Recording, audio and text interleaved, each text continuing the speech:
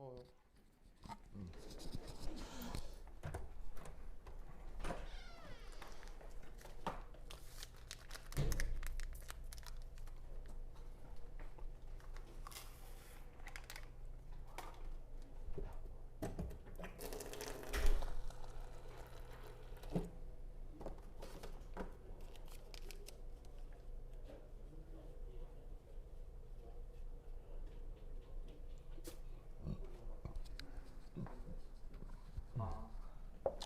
왜? 왜? 둘이 친해요? 아, 그렇군요. 좋아. 뭐, 적대적인 건 아니죠? 아, 네. 좋아. 아유, 이게 어떻게 뭐 비라도 오면 좋겠는데 뭐 태풍 온다 그러던데? 많은 태풍이요. 모르겠어요. 뭐 태풍이 온다는데 모르겠네. 태풍 좀 비 좀 와야지. 좋아. 더워. 요즘 여름에는 비가 잘 안 오는 것 같아요. 그죠? 작년에는 좀 후떡후떡 왔었던 것 같은데. 좋아. 동서 그거 안 갖고 왔죠? 어떤 이거요. 육장인가요? 어. 육장 있어요. 있어요? 그래? 안 꺼내놓고 있길래. 됐다. 와서 보자. 여러분 나 잘 보여요? 주영아 잘 보여요?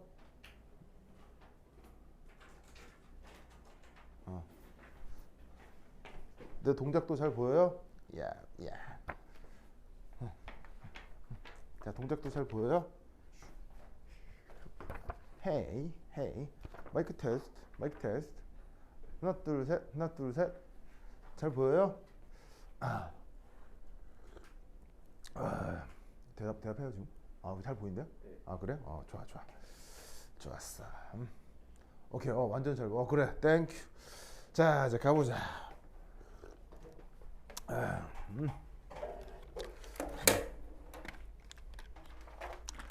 이거.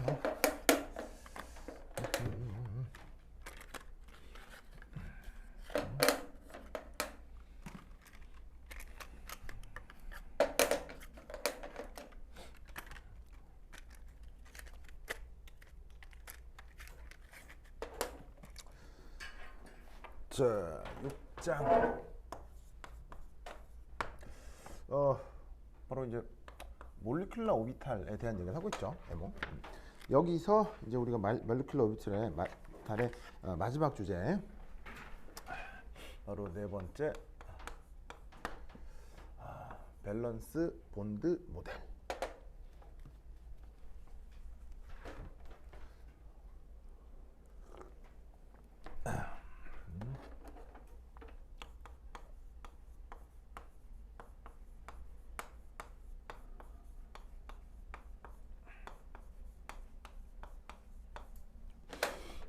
자, 저번 시간에 밸런스 본드 모델에 대해서 처음 말씀을 드렸는데, 밸런스 본드 모델의 이제 특징이 뭐예요?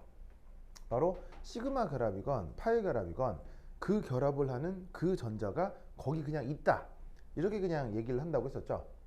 그래서 그 원래 이제 분자기도 함수 원래에서는 이 전자가 시그마 결합을 하는 전자인지 파이 결합을 하는 전자인지, 그리고 그 전자가 자꾸 이렇게 자리를 바꾸는지 안 바꾸는지, 이런 것에 대한 전혀 아무런 정보가 없거든요.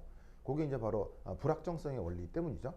그런데 이제 그 분자기도 함수 이론보다 먼저 개발했던 이 밸런스 본드 티오리에서는 시그마 결합을 하는 전자는 그 자리에, 파이 결합을 하는 전자도 그 자리에 이렇게 이제 꼭 있어야 된다라는 어떤 컨셉이 바로 밸런스 본드 티오리였어요.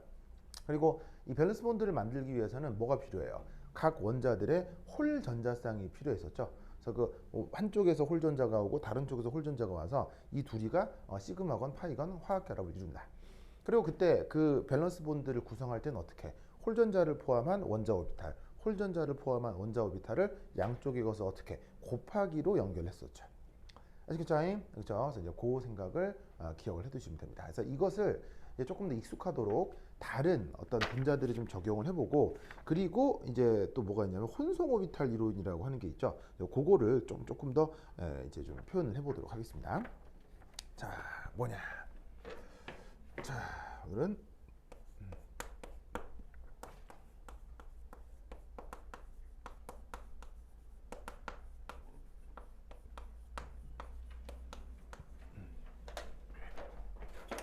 자, 다이아토믹 이원자 분자 중 오늘은 두 번째. 자, 뭘 해볼 거냐면 바로 플로린, 바로 F2 분자에 대해서 분자기도 함수 모델을 생각해 보도록 하겠습니다. 자, 보이시죠? 이렇게. 자, 그러면 우선 뭐부터 해야 되냐면 이 녀석에 대한 전자 배치.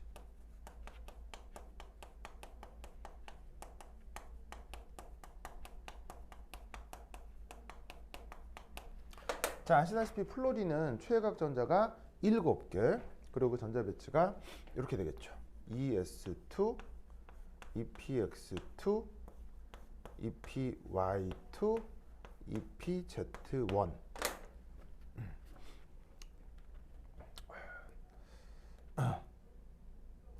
보시죠?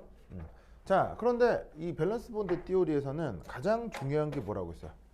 밸런스 본드 띠오리에서 가장 중요한 건 바로 짜자자잔, 이게 중요하다고 했죠? 이게라는 게 뭐예요?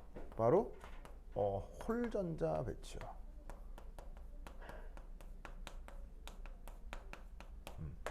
이게 중요하다고 했습니다. 그래서 여기에 있는 이 플로라이드에 지금 시그마 결합, 단일 결합 하나가 그려져 있는데, 이때 이 단일 결합을 이루는 요 전자, 요 각각의 전자가 다 어디서 온 거다? 여기서 온 거다 라고 생각을 하는 거예요. 무슨 말 알겠죠? 그래서 어떤 플로라이드에 있는 TPZ 오비탈엔 어떤 홀전자와 또 다른 홀전자가 이렇게 공유 결합을 이룬다. 그리고 이때 나머지 얘들은 다 뭐다? 그냥 비공유 전자들이다.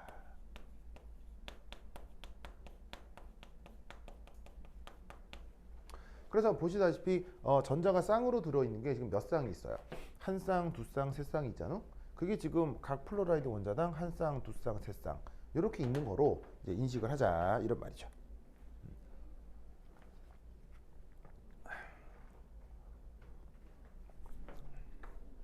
자, 그럼 이 경우 자, 요것에 대한 밸런스 본드 표현. 자, 이 경우 이제 밸런스 본드 표현과 관련된 자, 파동함수 표현을 해보겠습니다. 밸런스 본드에 대한 파동함수 표현.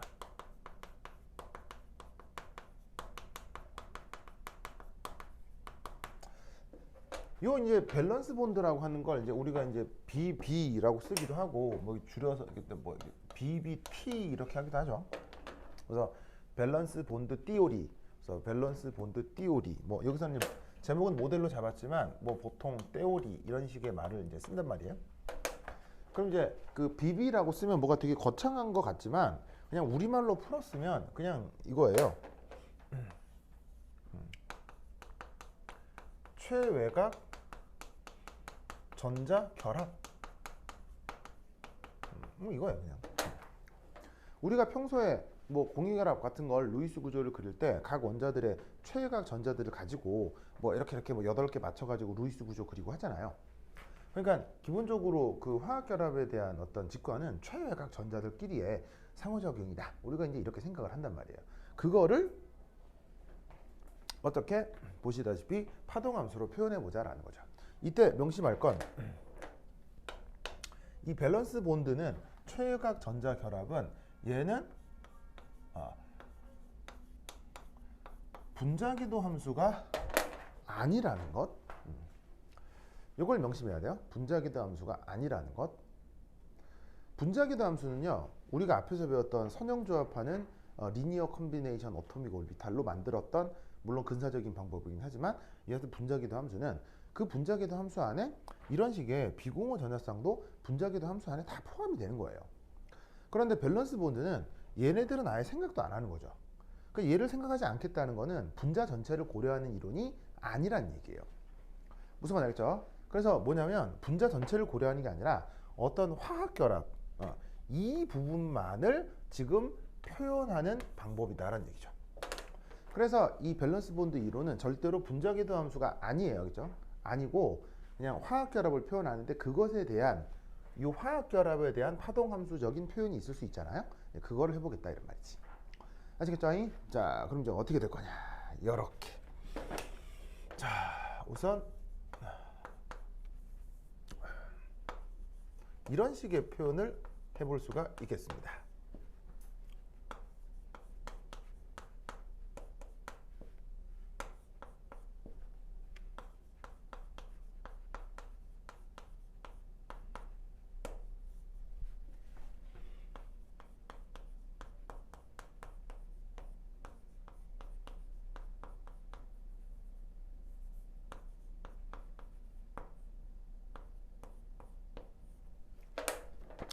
자, 이런 식의 이제 표현을 한번 생각을 해볼 건데, 이제 이게 뭐냐면, 자, 여기에 Z축이 있고,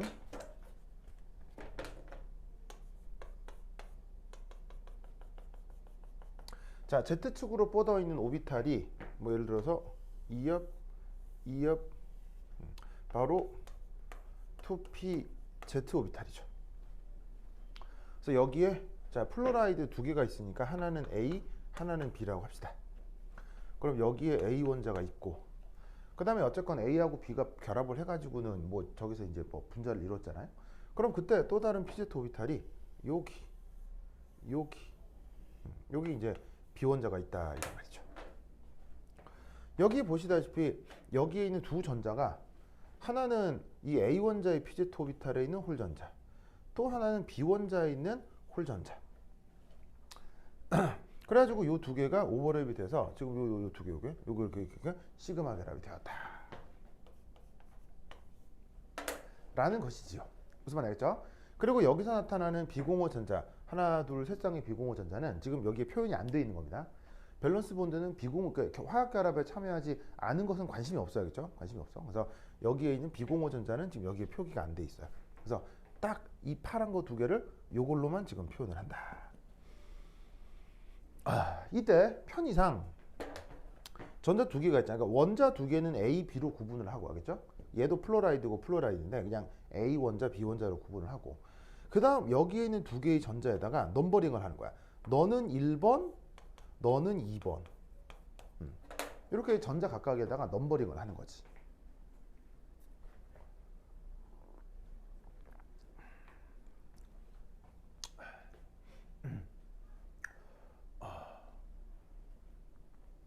보이세요?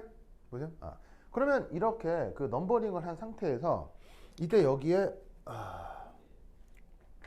보시다시피 여기에 있는 그 뭐냐면은 1번하고 2번 전자가 지금 어디에 1번 전자가 A 원자의 PZ에 포함되고 2번 전자가 B 원자의 PZ에 포함된다고 할 수 있겠죠. 그래서 이 표현이 뭐냐면 1번 전자가 A 원자에 포함되어 있다라는 뜻이고요. 그다음 2번 전자가 B 원자에 포함되어 있다라는 뜻이에요. 그리고 이 두 상황을 뭐로 연결한다?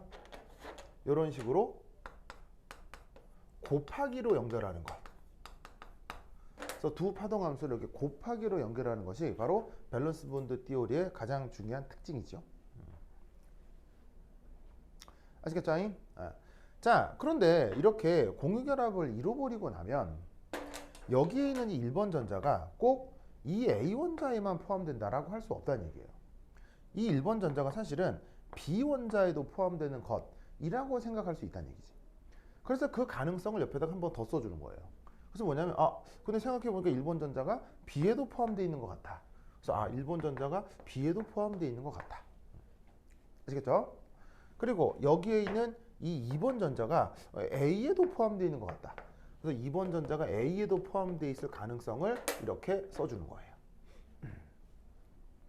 무슨 말 알겠죠? 알겠죠? 그리고 이때 여기에 역시나 이 두 개도 곱하기로 연결하는 거죠.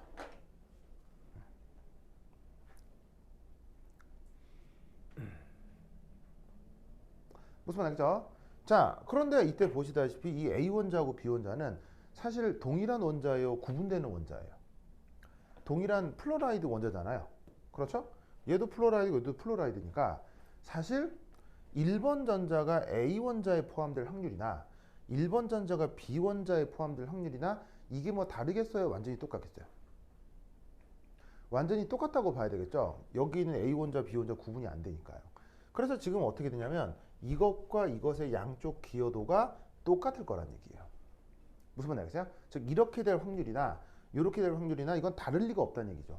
왜냐하면 두 원자는 구분이 되지 않는 동일한 플로라이드 원자니까. 그래서 여기 지금 앞에 C라고 하는 상수가 붙어 있는데 여기서 이 상수의 의미는 바로 요 둘의 이러한 양쪽 경우의 확률이 어떻게 같다를 보여주고 있는 거예요. 양쪽 경우의 확률이 같다. 그래서 이런 경우의 기여도와 이런 경우의 기여도가 같아서 동일하게 상수를 밖으로 C로 뺐다. 이렇게 생각할 수 있다는 얘기죠. 무슨 말 알겠죠? 알겠죠? 네. 이때 이 경우와 이 경우를 보시다시피 더하기로 연결한 것. 이것은 뭐라고 생각할 수 있느냐? 바로 보강간섭이다.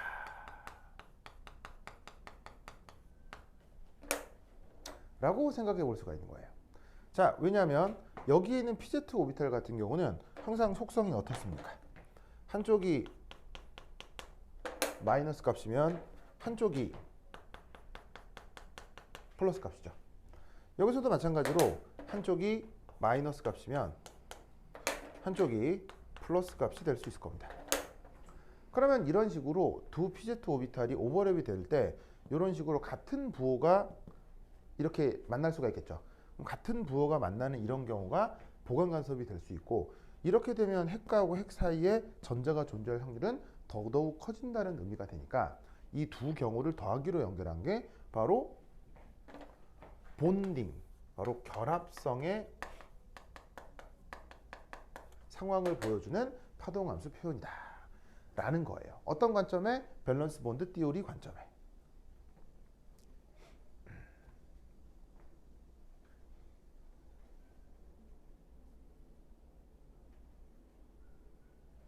무슨 뜻인지 아시겠죠? 그렇죠? 이 생각을 꼭 기억해 두시기 바랍니다. 자, 그리고 이때 여기 아래쪽에 써놓은 G, 이건 무슨 표현이죠? G? G이 무슨 말이에요? 바로 게라데. 뜻은 무슨 뜻이에요? 그렇지, 원점 대칭.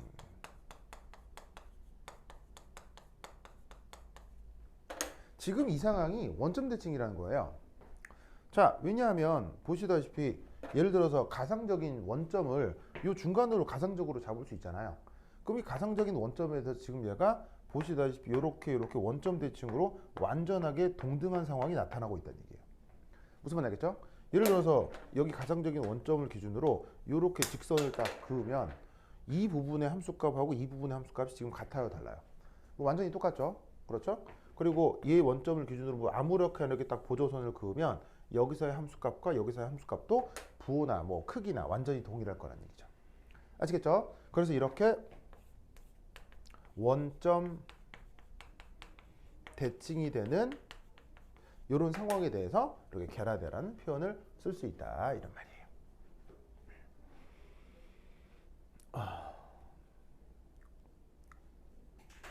그래서 이렇게 그 F2라고 하는 녀석에 대한 그 밸런스 본드 중 본딩 밸런스 본드를 이런 식으로 표현을 해볼 수가 있다 이런 말이에요.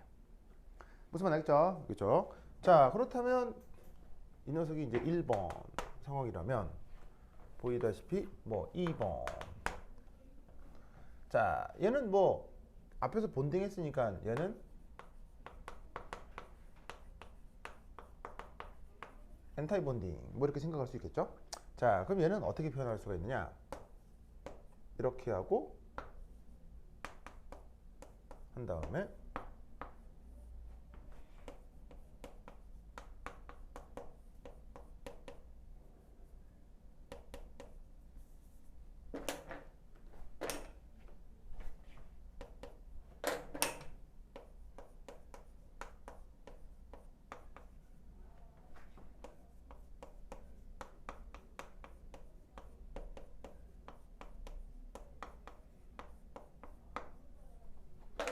자, 이런 상황이 엔타이 본딩인데요. 이 밸런스 본드 띠오리는 그 의외로 처음 볼 때는 좀 당황스러워요. 특히나 그 뭐냐면은 몰리큘러 오비탈 이론을 아는 상태에서 봤을 땐 좀 되게 이상하거든요. 근데 한 번 익숙해지면 오히려 표현이 훨씬 단순해요. 수학적으로 표현하는 방식이 훨씬 쉬워요. 무슨 말이냐면 항상 어떻게 표현하면 되냐면 지금 나는 어디에만 집중한다? 결합에만 집중한다. 다른 건 다 필요 없다. 알겠죠? 그럼 결합에만 집중한다고 할 때 홀전자 배치가 어디냐? 그럼 홀전자 배치가 이거지. 그럼 이 녀석에 의한 홀전자 배치, 이 녀석에 있는 홀전자 배치 두 개의 오비탈이 있잖아. 그 두 개의 오비탈을 항상 어떻게? 곱하기로 표현해. 곱하기. 항상 곱하기로 표현해. 무슨 말 알겠죠? 그리고 보시다시피 두 개의 원자 오비탈을 썼고 각각마다 홀전자가 있을 거니까 그 홀전자를 어떻게 배치한다? 이렇게 1번 전자를 A, 2번 전자를 B에 배치를 한 다음에 거기서 전자를 한 번 더 뒤집어서 배치를 하는 거예요. 아야! 무슨 말 알겠죠? 그래서 1번을 A, 2번을 B에 배치하고 이걸 뒤집어서 한 번 더 하고 그럼 2번이 A, 1번을 B. 왜? 전자까지 구분할 수는 없으니까. 무슨 말 알겠죠? 그런 식으로 그 각각의 경우를 나열하면 끝이에요. 뭔 말인지 아시겠죠? 그렇죠? 그리고 이때 여기서 주어져 있는 이 경우도 보시다시피 이렇게 전자가 1, 2번으로 들어갈 확률, 1번으로 들어갈 여기서도 저 양쪽의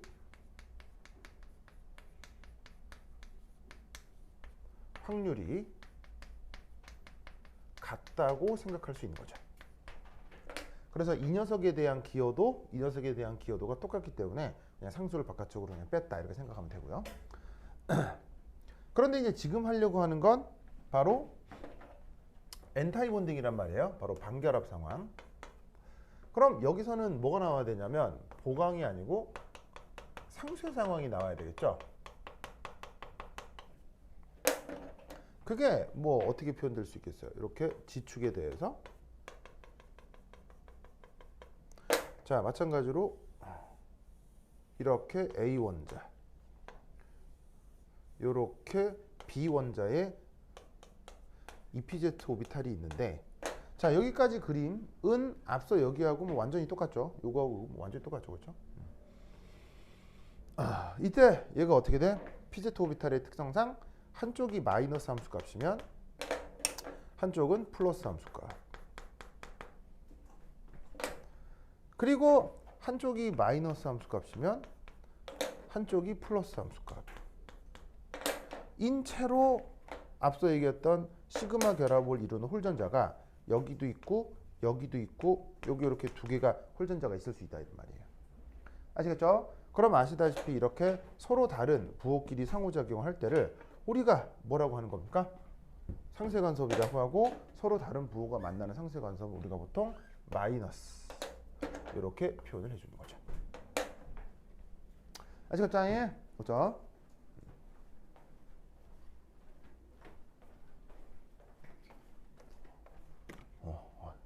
이 앞에서는 좀 추우면 또 바꿔요, 그렇죠? 네. 여기 안 가나? 여기는 여기가 더 춥겠구나. 앞으로 와. 네, 네, 좋아. 자, 또 너무 추우면 조절해요, 그렇죠? 네. 자, 하여튼 그러다. 아시겠죠? 그렇죠? 그래서 얘를 이렇게 생각할 수 있다. 그러면 주어져 있는 상쇄간섭에 대해서 여기를 마이너스로 연결하면 이게 바로 엔타이 본딩, 밸런스 본드에 대한 화동함수 표현이 된다 이런 말이죠. 이때 여기에 U라는 말이 붙었네요. 이거 원래 무슨 표현이죠? 바로 운게라데. 자, 운게라데의 뜻은 무슨 뜻이에요? 바로 운게라데는 바로 면대칭, 대칭면이 나타난다 라는 뜻이죠. 그러면 이런 상황에서도 어떤 그 대칭면이 하나 있을 수 있겠어요. 바로 이런 상황을 이렇게 완전히 반을 갈라버리면 이런 식의 대칭면이 있다는 걸 알 수 있겠죠.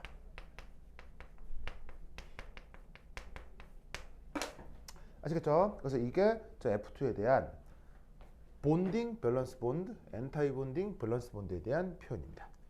그래서 시험 문제에는 진짜로 이렇게 표현해봐라, 이렇게 써봐라 이런 말이 나와요. 그냥 그렇죠? 그래서 F2에 대한 밸런스 본드 띠오리에 입각한 본딩과 엔타이 본딩 파동 함수를 써봐라 이렇게 하는 거예요. 그러면 이렇게 두 개 쓰면 돼 그냥. 무슨 말 알겠죠? 오히려 얘는 분자기도 함수보다 오히려 더 편할 수 있어요. 아시겠죠? 이 생각을 꼭 기억해 두도록 합시다. 오케이, 됐다. 자, 썼죠? 썼죠? 자, 그 다음 에잇.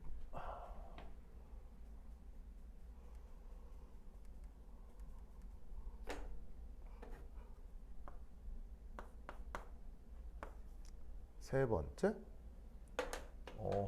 요거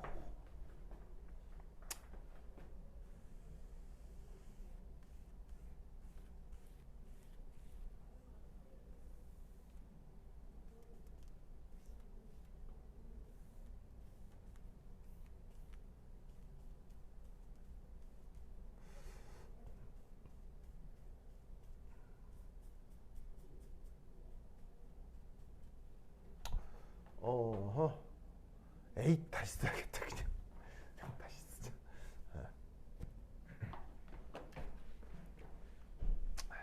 지우다 보니 별 의미가 없네요. 다 지워 다시 쓰자. 네. 왜냐면 이게 칸 조절을 해야 돼가지고. 자, 그 다음 해볼 녀석은 바로 HF입니다. 아니 HF 바로 그 유명한 뭡니까? 얘 그 유명한 누굽니까? HF 뭐로 유명하죠? 그렇죠. 반도체에서 유명하죠. 반도체에서 뭘로 유명합니까? 네. 그래서 이제 얘를 사실은 기체 상태라면 이런 말을 쓰거든요. etching이란 말을 써요. etching gas 라는 말을 씁니다. etching gas 알겠죠? etching이 뭐야? etching. 네? 재채기요? etching 재채기요? 역시 우리 동석이. 자, 물어봐야지. 주영아, 동석이가 etching이 재채기래요. 어떻게 생각해요? 아직 대답을 안 하는데요? 그래? 완전 재밌어요. 완전 재밌대요. 그래 알겠습니다. 네, 하여튼 그렇다. 네. 자, etching이 이거는 번역을 해도 말이 좀 어렵거든요. 번역이 이렇게 돼 있어요. 식각으로 되죠. 식각이 무슨 말이에요? 식각. 어떤 단어냐면 한자 말 중에 부식이라는 말이 있죠. 그다음 조각이라는 말이 있죠. 요 두 개를 합쳐서 식각이라고 하는 거예요. 그럼 부식이라고 하는 게 쉽게 얘기하면 이게 이제 다른 말로 하면 녹슬다 아니면 녹여내다 이런 뜻이거든요. 녹슬다, 녹여내다 뭐 이런 뜻이에요. 그래서 저 HF라고 하는 게 이게 이제 뭐냐면 얘가 사실은 그 좀 독특한 반응성이 있긴 합니다만 얘가 여러분 유리 있잖아요. 유리 이렇게 물에 넣으면 어떻게 돼요? 아무렇지도 않지. 뭐 하겠어요? 아무렇지도 않지. 근데 얘가 HF 수용액에 넣으면 유리가 어떻게 되게요? 녹아요. 무슨 말 알겠어요? 얘가 이런 성격을 갖고 있습니다. 무슨 말 알겠어요? 유리를 여기 넣으면 녹아요. 바로 유리의 주성분이 뭐죠? 유리의 주성분이 실리콘 산소예요. 그래서 여기 있는 실리콘하고 이 HF가 반응을 합니다. 그래서 뭐를 만들 수 있냐면 실리콘 F4 이런 것들을 만들 수가 있거든요. 그래서 사실은 유리는 보통 반응성이 커요, 반응성이 작아요? 반응성이 극도로 작은데 이 유리가 유일하게 맥을 못 추는 게 바로 HF입니다. 그래서 실리콘인데다가 HF를 넣으면 유리가 녹아. 그럼 이걸 이용해서 뭘 할 수가 있냐면 이런 걸 할 수가 있어. 자, 예를 들어서 이렇게 유리판을 준비하고 얘를 어떻게 하냐면 얘를 유리판에다가 어떻게 하냐면 유리판에다가 이렇게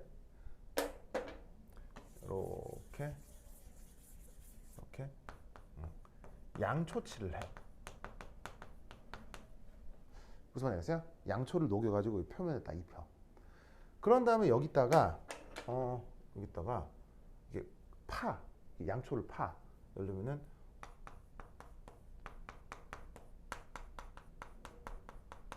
이렇게 딱 파. 무슨 말이겠어요? 이렇게 파. 이 양초를. 무슨 말이겠어요? 그 상태로 HF 소형에 딱 넣는 거야. 그럼 어떻게 되겠어요? 바로 이 여기에 있는 양초 부분은 양초 부분은 남고 여기에 있는 동석 바보 이렇게 글씨만 쓴 부분만 살짝 녹아 나오겠지. 물론 저 상태로 너무 오래 두면 구멍이 날 정도로 녹아버리겠지만 딱 시간 조절을 해가지고 어느 정도까지만 넣고 탁 빼는 거야. 탁 뺀 다음에 양초를 딱 긁어내면 어떻게 되겠어요? 유리판에 이 글씨가 이렇게 딱 새겨지는 거야. 무슨 말 알겠어요? 이걸 부식시켜 조각한다. 무슨 말 알겠죠? 그래서 이게 한자말로는 식각, 영어로는 etching이라고 하는 거야. 알겠죠? 그러니까 이런 단어는 영안사전에 이게 뜻을 풀어 쓰기가 되게 어렵다고. 무슨 말 알겠죠? 이런 걸 얘기하는 거예요. 그럼 이제 우리가 반도체라고 하는 건 뭐라고 되어 있는 거예요? 그 반도체를 회로를 씹는 이 기판이 바로 실리콘 웨이퍼라고 하잖아요. 여기는 순수 거의 퓨어한 실리콘 판이거든요. 그럼 여기다가 내가 뭐 여러 가지 것들을 회로를 심어야 되는데 이때 이 HF 가지고 이 표면을 살짝 한번 스케일링을 해내는 거예요. 사실은 이 HF에 의한 식각은 이게 예민한 식각은 안 돼요. 예민하게는 안 돼요. 왜냐면 얘가 이제 화학 반응이 이게 뭐 듬성듬성 되기 때문에 조금 불규칙적이 돼서 실제로 이제 정밀한 반도체 산업에서는 HF를 어디에 쓰냐면 여기에 있는 표면에 있는 걸 한번 쫙 스케일링 해내는 그런 용도로 이 HF를 사용합니다. 무슨 말 알겠죠? 그래서 이제 반도체 산업에서 아주 중요한 어떤 녀석인 거죠. 이거 알고 있었어요? 이런 거 알았겠죠? 그래서 새로 바뀐 여러분들 교재에 이런 얘기들이 한 번씩 나오더라고. 그래서 이게 학교 시험에 여러분들 뭐 어떻게 반영될지 모르겠는데 뭐 이런 것들 있다라는 거 알아두시기 바랍니다. 그래서 나온 김에 한번 말씀드렸어요. 오케이, 다다. 아유, 됐다.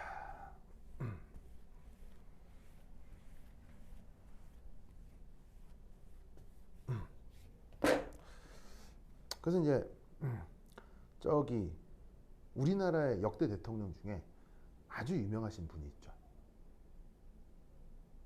그분께서 1960년대에 대통령에 당선된 다음에 대통령이 당선이 됐어요. 그때 그분께서 당선 축하금을 많이 받으셨어요. 무슨 말 알겠어요? 되게 쪼잔하게 빵집에서도 당선 축하금을 받는 대통령도 있거든요. 바로 누구? 우리의 MB 각각께서는요. 어디서도 당선 축하금을 받으셨냐면 저기 강남역에 옛날에 뉴욕제과라는 빵집이 있었어요. 거기서도 한 1억 받으셨고요. 부산에 가면 BNC라고 하는 또 빵집이 있거든요. 거기서도 한 1억 받으셨어요. 참, 그러니까 아니 그분이 가지고 있는 다스라는 회사가 50조짜리 회사거든요. 50조짜리 회사를 가지신 분이 1억, 2억 빵집에서 정말 순수하신 분이에요. 하여튼 그분은 정말 이 돈에 대한 욕심은 정말 순수하신 분이에요. 여기서 나오는 돈이건 저기서 나오는 돈이 다 같은 돈이다. 그러니까 그런 대통령도 있었는데 옛날에 우리나라에 60년대 있었던 대통령은 어디서 당선 축하금을 받았냐? 당연히 이제 우리나라 기업들한테도 받았겠지만 어디서도 받았냐? 이걸 몰라요? 도요타에서 그때 당시 돈으로 1960년대 돈으로 3억 달러를 받아요.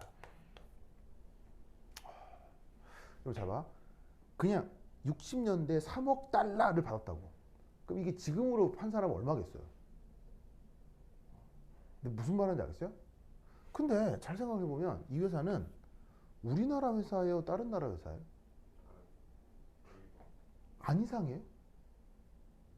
두 분이 아니 그러니까 무슨 말이냐면 어느 나라의 대통령이 됐어. 정치 지도가 돼서 내가 한탕 해먹어야지 해가지고는 우리나라 국내의 대기업에서 돈을 받는다. 근데 생각해봐. 우리나라의 대통령이 됐는데 만약에 내가 저기 파푸아 뉴기니의 대기업에 돈을 받았다. 아니면 중국의 대기업에 돈을 받았다. 아니면 저기 아르헨티나 대기업에 돈을 받았다. 안 이상하냐고. 국내 기업에 그러니까 아니, 나는 우리나라의 대통령이잖아. 그럼 우리나라의 대통령이니까 우리나라 대기업이 나한테 잘 보이려고 돈을 준다. 그것도 있어서는 안 될 일이지만 아니지만 그게 해외 대기업이 나한테 돈을 준다. 이건 더 이상하지 않냐고요. 저는 안 이상해? 뭐가 있지 않았을까요? 뭐라고? 뭐가 있지 않았을까요? 바로 이 세상에 공짜는 있어 없어? 없죠. 이것의 대가가 뭐냐? 이것의 대가가 뭐게? 이것의 대가가 뭐냐면 바로 대한민국의 모든 경제를 일본에 종속시켜주는 대가였어요. 정말입니다. 그래서 이 대통령은 이 도요타로부터 왜 도요타가 중요하냐면요. 도요타 관련해서 가장 중요한 브랜드가 뭐예요? 바로 렉서스요. 렉서스. 여기 지나다니는 차종 렉서스. 알겠어요? 네. 렉서스 타는 사람 진짜 진짜 뭐 785 해야 되나? 뭐 모르겠나. 렉서스 그거 알죠? 물론 요즘 우리나라에서 일본차 구매력이 굉장히 그 바다 곤두박질을 치고 있는 건 사실이지만 여전히 이 차는 매력적이죠. 차 자체는 좋습니다. 근데 이 도요타가 어떤 대기업이냐? 바로 일제시대 바로 강제징용의 상징입니다. 강제징용의 상징입니다. 그리고 현재 일본 뭐냐면은 그 일본 연합이라고 하는 단체가 있거든요. 이게 바로 뭐냐면 일본의 극우 단체입니다. 극우. 그럼 여기서 이제 뭐냐면 뭐 한국의 위안부 아줌마들은 다 돈 벌러 일본에 온 창녀들이야. 이런 주장을 하는 곳입니다. 무슨 말인지 알겠어요? 일본 연합이라고 하는 데인데 여기에 가장 큰 자금을 내는 곳이 바로 도요타입니다. 무슨 말인지 알겠죠? 그래서 이제 일본은 뭐 우리나라를 합법적으로 통치를 했다라고 주장하는 그 단체들의 가장 많은 자금을 대는 애가 도요타입니다. 그러니까 렉스 타면 안 돼요, 진짜. 렉스 타면 안 돼요. 그러면 이게 언제적 얘긴데 뭐 고리타분한 얘기를 하냐 이렇게 얘기를 하시겠지만 참. 전 세계에서 또 하나 재밌게 일본차 점유율이 0%인 나라가 있습니다. 어디게요? 지금 이 나라는 일본차 절대 안 삽니다. 절대 안 삽니다. 그래서 우리나라 자동차 점유율이 이상하게 높은 나라가 하나 있어요. 어디게요? 이스라엘이에요. 왜일까요? 이스라엘은 왜 일본차 절대 안 살까요?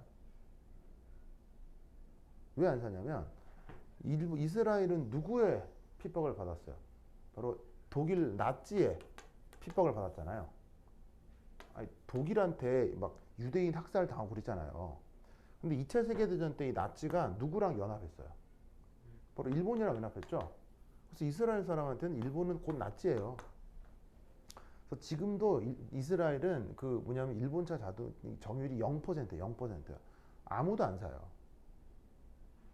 무슨 말인지 알겠어요? 지금 내가 고리타분한 얘기를 하는 게 아니고요. 자, 이스라엘은 일본한테 직접 당했어요? 안 당했어요? 일본한테는 직접 안 당했어요. 알겠어요? 그런데 그것도 같이 동일시 취급해서 이스라엘은 그래서 한국차 점유율이 1등이에요. 왜냐하면 당연히 독일차도 사겠어 안 사겠어? 안 사요. 그래서 이스라엘은 독일차도 없고 일본차도 없어요. 그래서 한국차가 점유율이 30%인가 40%인가 돼요. 이게 무슨 말인지 알겠어요? 그러니까 이스라엘은 지구에서 우리나라에서 지구 반대편에 있잖아. 근데 그 나라도 이룬다고 지금. 근데 떳떳하게 여기서 렉서스 타는 사람도 있죠. 네, 진짜 그만큼 우리나라인 친일파가 뿌리 깊게 박혀 있는 거예요. 정말이에요. 학원에서 정치 얘기해도 돼요? 이거 그냥 편집해서 자르면 되는 거예요. 아, 네. 그렇습니다. 하여튼 그러다. 이게 가스랑 관련이 있나요? 네, 그래서 지금 내가 이제 뭐냐면 하여튼 뭐 알겠죠? 네. 그래가지고 이 도요타가 이 준 3억 달러가 바로 뭐겠어요? 일본이 해방 이후에도 여전히 우리나라를 지배하겠다는 어떤 신호인 거죠. 뭐를 통해서?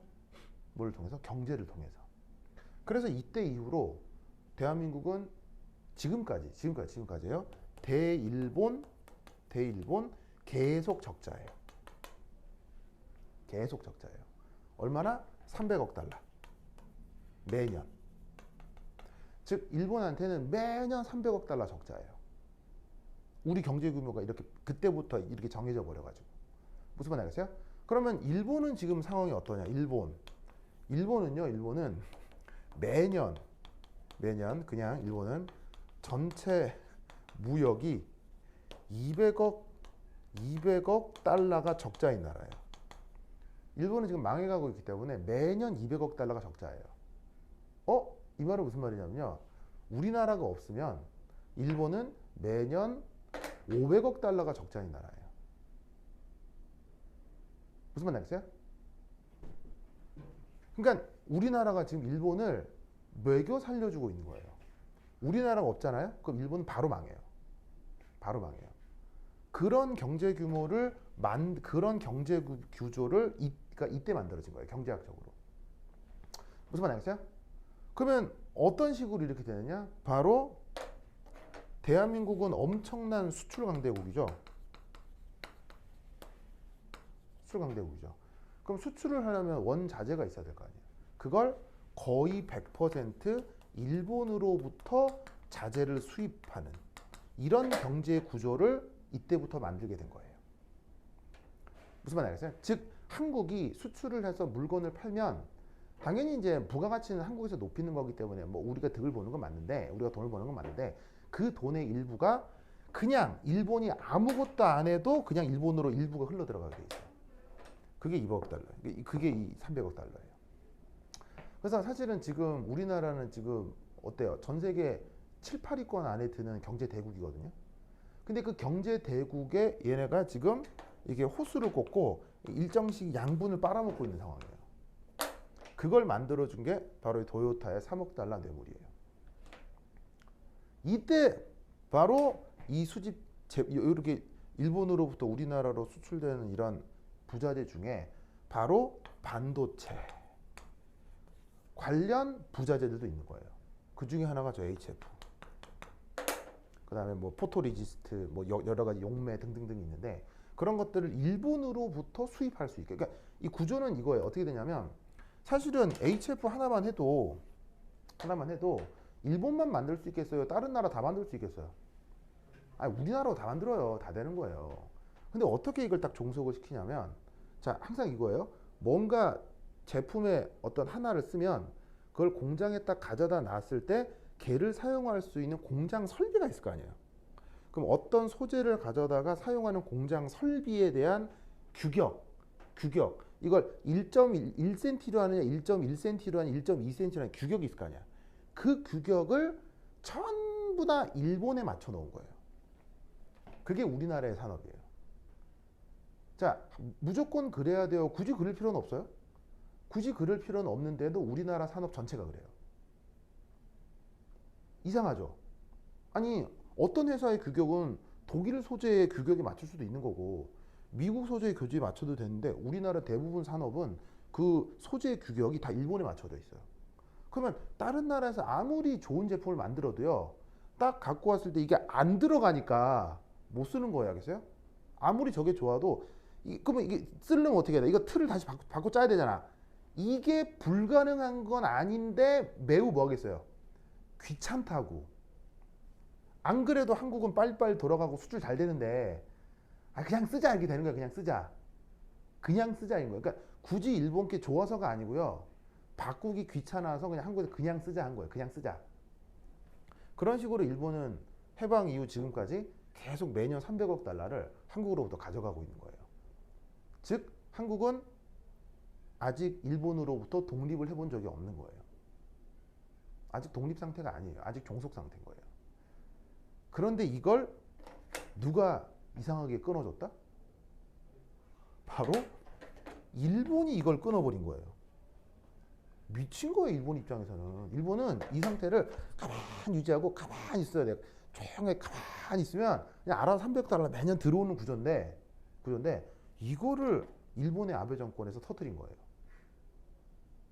왜? 왜 일본은 터뜨릴 수밖에 없었다? 바로 2017년에 드디어 우리나라의 1인당 국민소득이 일본을 앞지르게 됐어요. 그래서 여러분 모르시겠지만 우리가 일본보다 잘 삽니다. 2017년에 우리가 앞서게 됐어요. 우리가 일본보다 잘 살아요. 알겠어요? 1인당 소득이 훨씬 높아요. 인건비가 높다고 우리나라 일본보다. 이제 곧 왜 우리나라에 뭐 베트남 사람 저기 뭐 인도 사람 뭐 이렇게 좀 경제가 덜 발전한 곳에서 이렇게 와서 일을 하시잖아요. 이제 곧 일본인 노동자들도 옵니다. 진짜입니다. 우리나라 인건비가 일본보다 높다니까요. 지금 언제부터? 2017년부터. 이걸 여기서 인정을 못하는 거예요. 빡친 거예요. 아니 저 조선진들이 어떻게 우리보다 잘 살지 이렇게 된 거예요. 그래서 이때 아베가 우리나라를 공격한 거예요. 뭐라고? 너네 우리 부품 받아 쓰지? 그러면 이 HF 이거 수출 안 해. 포토 리지스트 수출 안 해. 그럼 너네는 반도체 산업 망하는 거야. 이렇게 하고 경제 도발을 한 거예요. 일종의 싸움을 건 거죠. 그리고 이 딱 싸움을 걸자마자 당연히 일본 연합에서는 어떻게 하겠어요? 우리나라에 있는 친일파들에게 연락을 하겠죠. 여러분 모르시겠지만 이 일본 연합에서 우리나라 친일파들한테 쓰는 돈이 연간 얼마인 줄 아세요? 연간 2조 정도를 써요. 그래서 우리나라의 각종 부분에는 친일파들이 엄청 많아요. 교수, 정치인, 언론사 이런데. 걔네들한테 일본 연합은 거의 매년 1조 정도의 돈을, 그러니까 2조 정도의 그 예산이 책정돼 있거든요. 얘들이 연간. 그 중에 1조 정도를 우리나라의 친일파 관리하는 데 써요. 그러니까 걔네들한테 이제 돈을 줘가면서 뭐 기사 같은 걸 쓰게 하는 거예요. 어떻게? 자, 너네한 우리나라의 HF 포토리지스트 안 판다 한 거예요. 그래갖고는 그러면 우리나라가 약간 타격을 받을 수도 있다고 착각할 수 있게 우리나라의 친일파들 중에 몇몇 기자들, 언론사들이 있을 거 아니야. 걔들이 기사를 써대는 거예요. 뭐라고? 일본에서 HF 안 판다. 우리나라는 망했다. 그래서 이렇게 일본을 자극한 현 정권은 물러나라. 뭐 이런 식으로. 기사를 쓴 거예요. 그게 여러분 신문에 나오는 기사가 그냥 써지는 게 아니에요. 다 돈 받고 쓰는 거예요. 모든 기사는 돈 받고 쓰는 거예요. 그러니까 어떻게 되냐면 여기서부터 돈이 들어가서 우리나라에서 그런 흉흉한 분위기에 이게 쓰는 거예요. 무슨 말 알겠어요? 자, 그런데 그래갖고 그때 당시 어떻게 일본이 수출 규제에서 우리나라 반도체 산업 다 망한다 뭐 이랬었거든요. 그렇게 얘기한 교수들 되게 많아요. 그거 다 일본한테 돈 받는 친일파들이에요. 그리고 언론들에서 다 그렇게 얘기해서 그런 다 일본에서 돈 받는 친일파들이라고. 근데 이때 어느 조그만 인터뷰가 실려요. 조그만 인터뷰. 어떤 인터뷰가 실리냐면 이 일본의 수출 규제에 가장 타격을 받을 수도 있는 나라가 바로 그 곳이 바로 삼성전자잖아요. 반도체. 그래서 어느 조그만 신문, 조그만 언론사에서 뭐냐면은 저기 삼성전자 어떤 직원의 인터뷰를 해요. 그래서 아주 일본에서 이거 수출 안 한다는데 이게 앞으로 타격 있겠습니까? 근데 그때 진짜 어떤 인터뷰를 했냐면 그 직원이 뭐라는 줄 알아요? 그 직원이 뭐라는 줄 알아요?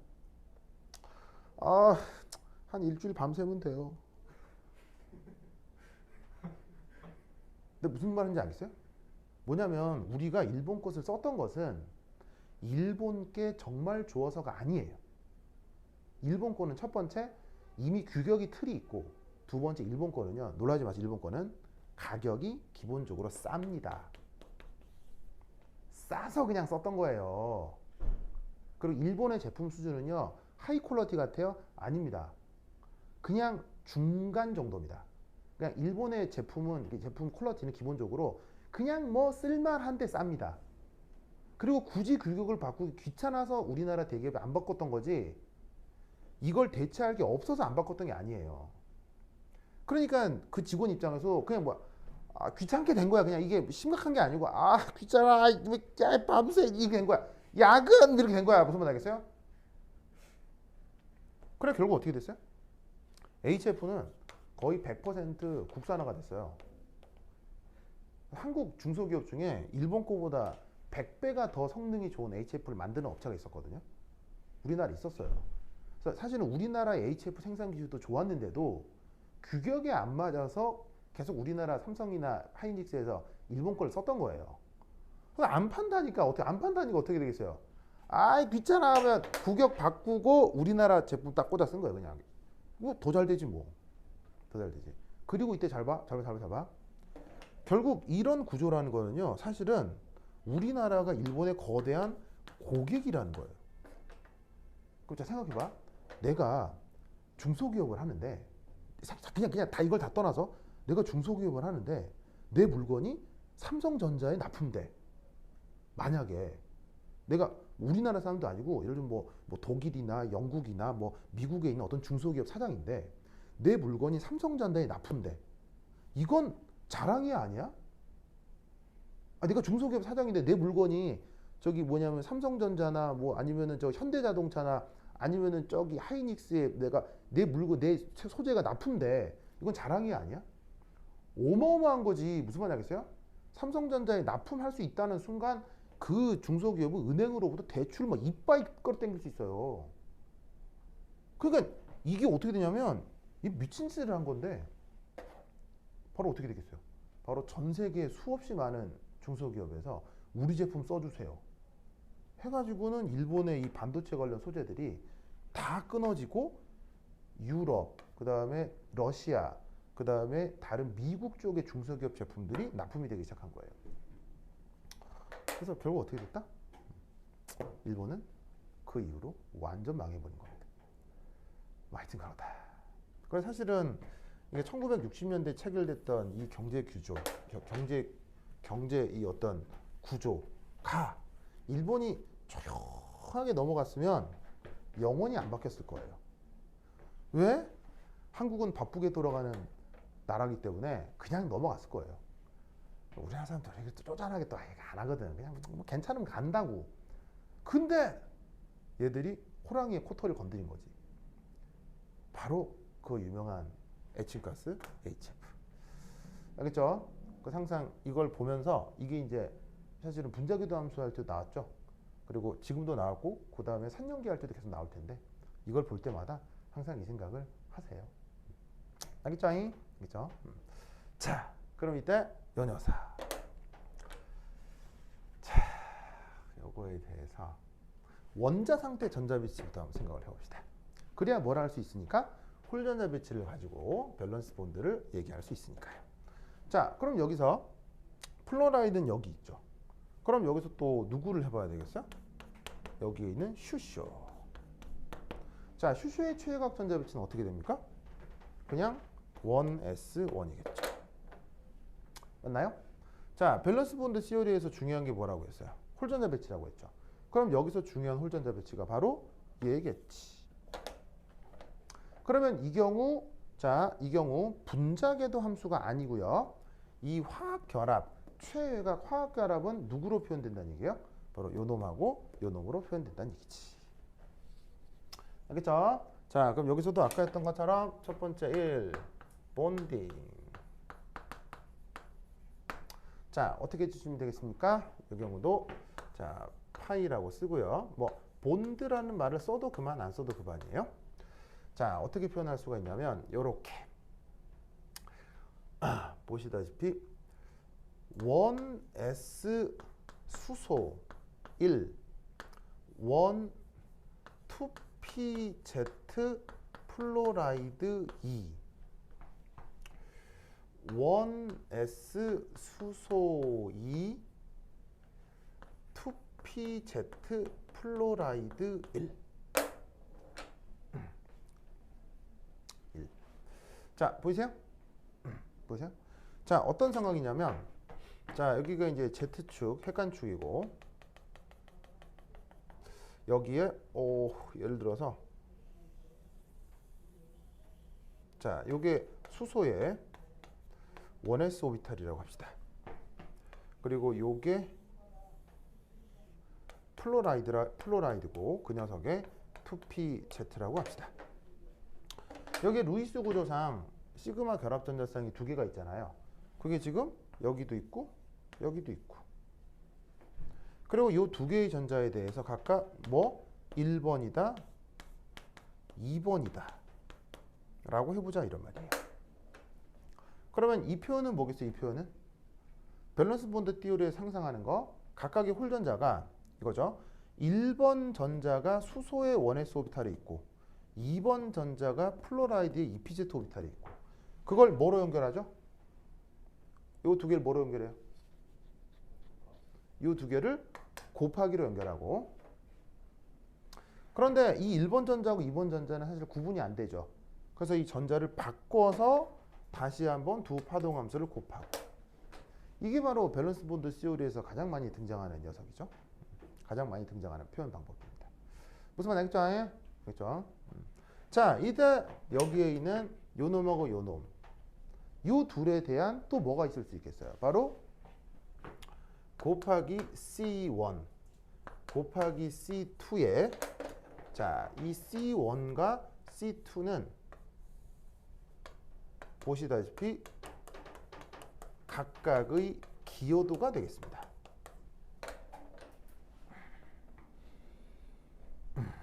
각각의 기여도.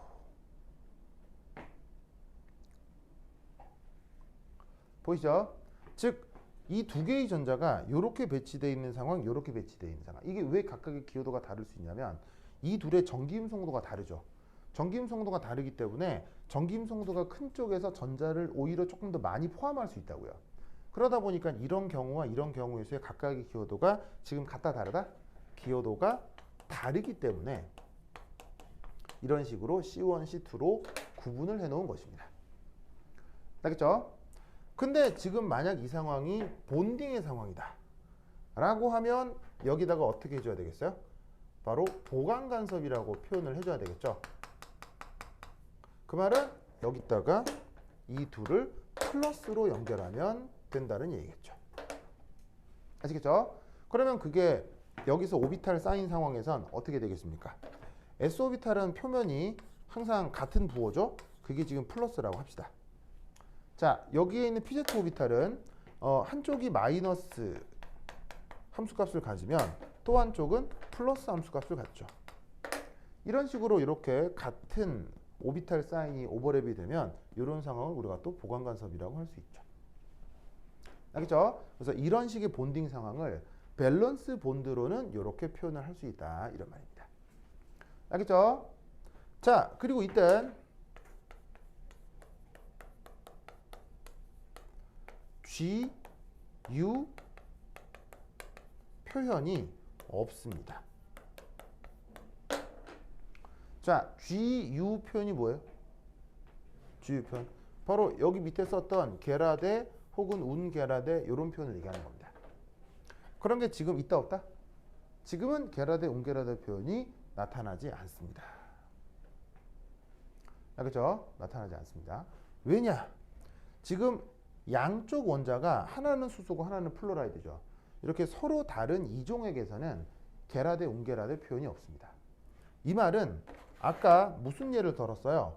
바로 F2를 들었죠. 그리고 저번 시간에 H2처럼 동종핵 이원자 분자에서만 게라데, 운게라데 표현이 나타나는 것입니다.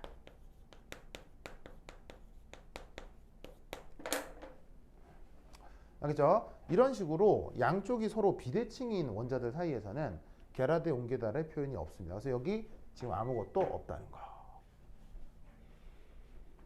아시겠죠? 이렇게 기억을 해두시면 됩니다. 됐다. 자, 그렇다면 본딩이 저러하다면 이제 자, 이렇게 썼죠? 그렇죠? 썼죠? 썼죠? 썼죠? 자, 그렇다면 여기에서 본딩이 이러하다면 당연히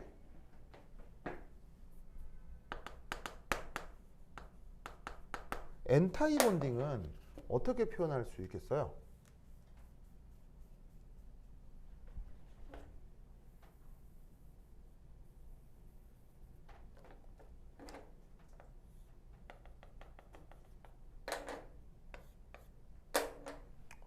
자, 엔타이 본딩은 바로 여기에서 뭐가 나타나야 되냐면 결과적으로 짜자자잔.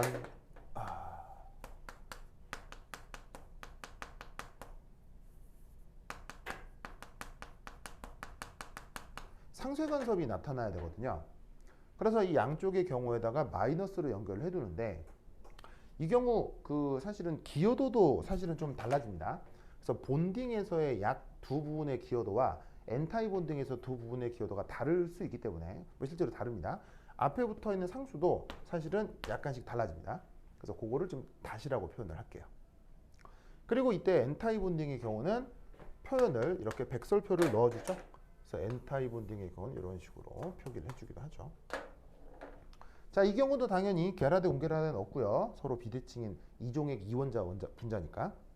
자, 여기서 엔타이 본딩을 어떻게 생각하면 되겠습니까? s 오비탈의 부호가 플러스라고 할 때 pz 오비탈이 오버랩이 되는데 플러스인 부분에 마이너스가 이런 식으로 오버랩을 하게 되면 이 둘 사이에 전자 발견 확률이 줄어들면서 엔타이 본딩이 되겠죠. 알겠죠? 자, 본딩과 엔타이 본딩을 표현하는 방법 알겠죠? 그냥 꼬톡, 그러니까 이제 이게 일관되게 어떻게 되냐면 항상 뭘 찾아야 돼? 홀전자가 어디 있는지를 찾고 그 홀전자가 배치된 원자 오비탈 두 개를 곱해. 그 다음에 또 어떻게 곱해? 전자를 바꿔서 곱해. 그걸 더하기로 연결할 수도 있고 빼기로 연결할 수도 있다는 얘기지. 더하기로 연결할 땐 본딩, 빼기로 연결할 땐 엔타이 본딩. 아시겠죠? 그래서 이런 식으로 표현하는 걸 밸런스 본드라고 한다. 아시겠죠? 예? 자, 그래서 이렇게 이종의 그러니까 이렇게 이제 원자 두 개짜리 분자들에 대해서 얘기를 좀 해보았습니다. 자, 그다음 어떤 것들이 하나 있을 수 있냐면요. 바로 이제 파이 결합이 관련된 녀석들이 있을 수 있거든요. 그 파이 결합이 관련된 이원자 분자들부터 조금 쉬었다 얘기를 해보도록 하겠습니다. 오케이, 됐다. 화장실 갔다 오세요. 네. HF 본딩에서는 네, 질문. 오. 우리가 결합이잖아요. 네. 근데 안티 본딩은 그럼 그냥 비공유 전자쌍인 거예요? 아니에요. 엔타이 본딩은 이렇게 전자들이 있을 수 있는 가능성을 얘기하는 거예요. 가능성. 그러니까 무슨 말이냐면, 자, 아까는 여기 오비탈 사인이 같은 상황이었죠. 근데 이때 만약에 외부에서 열 에너지를 가하는 거예요. 외부에서 열 에너지 같은 걸 뭐 열 에너지를 가하거나 아니면 뭐 빛 에너지를 가하거나 에너지를 가하면 여기 있는 결합 전자쌍들이 가만히 있겠어요? 결합 전자쌍들이 어디론가 흩어질 수 있겠어요? 예를 들면 요 전자쌍, 예를 들면 요 전자쌍이 만약에 얘는 수소 쪽으로 얘는 플로라이드 쪽으로 이동을 해버리면 더 가까이 이동을 해버리면 요 둘에 대한 결합이 이루어지기가 어렵겠죠. 그런 상황을 보여주고 있는 거예요. 즉 아까 봤던 본딩은 이 녀석의 본딩은 실제로 이 결합이 잘 이루어지고 있는 상황에 그 최가 결합을 보여주고 있는 거고요. 여기서 엔타이 본딩은 그게 아니라 이 결합이 해리 된다면의 상황을 보여주고 있는 거예요. 뭐 이렇게 됐을 때 지금 비공호 전자쌍은 이런 방구도 하지 않고 있어요. 아무 말도 안 하고 있어요. 비공호 전자는 지금 플로라이드에 세 개가 있잖아. 이 세 개가 있는 이 플로라이드에 얘들이 비공호 전자이기 때문에 지금 이 비공호 전자에 대해서 아무 말도 하고 있지 않아요. 그래서 지금 얘기하고 있는 이 밸런스 본드에서의 본딩, 엔타이 본딩은 뭐 결합을 이루고 있는 상황과 결합이 해리된 상황에 대한 표현일 뿐인 거예요. 무슨 말인지 알겠어요? 그래서 결합이 해리돼도 전자는 이게 두 개가 있을 거 아니에요? 이렇게 있긴 있을 거 아니에요. 얘가 결합이 해리되는 상황이라면 그 애를 밸런스 본드를 이렇게 표현할 수 있다라는 거예요. 무슨 말인지 알겠죠? 오케이, 됐다. 자, 이렇게 밸런스 본드 티어리를 생각해 볼 수 있습니다. 동석이가 질문도 다 하고 대단하다. 좋습니다. 제인이 질문 없어요? 오케이, 됐다. 그럼 좀 쉬었다 보도록 하겠습니다. 또 끊어야지. 짜자자잔.